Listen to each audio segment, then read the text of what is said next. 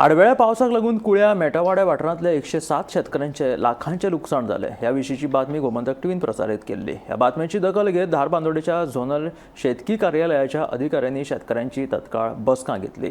शेतकऱ्यांक लुकसाण भरपाई दिवपाचे ताणें आश्वासन दिलां, अशी माहिती राक्षस मळिकेश्वर शेतकार संघटनेचो अध्यक्ष नामदेव मार्दोळकरान दिली। आमचे राक्षसमय शेतकरी संघान आम्ही सगळ्यांनी एक बारीकशी मिटिंग घेतली आणि आमचे गोमंतक टीव्ही न्यूजार आम्ही सकाळी तांकां रिपोर्टर आपयलो, एकनाथ खेडेकर आपयलो आणि ताणें ते न्यूज सगळे तयार केले आणि ते न्यूज ताणें बेगीचे बेगीन धाडली आमची।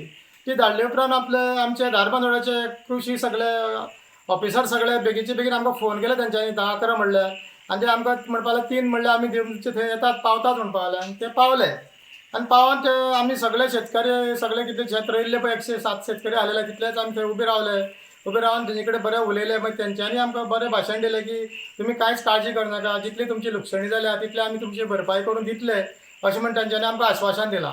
आणि तेंच्यांनी तेंय सांगलां परत फाल्यां ती फॉर्मां बिमां भरपाची, आमी बुधवारा येतले सकाळीं येतले, आमचे स्टाफ सगळे कुळे येतले आणि कुळे तुमचे कडेन तुमकां कांय त्रास करनासतना सगळीं फॉर्मां फिलअप करून आमी घेवन वयतले आणि ती सगळी तुमची लुकसाणी आमकां तुमकां दिवपाची आमी बेगीचे बेगीन करून दितले म्हणून।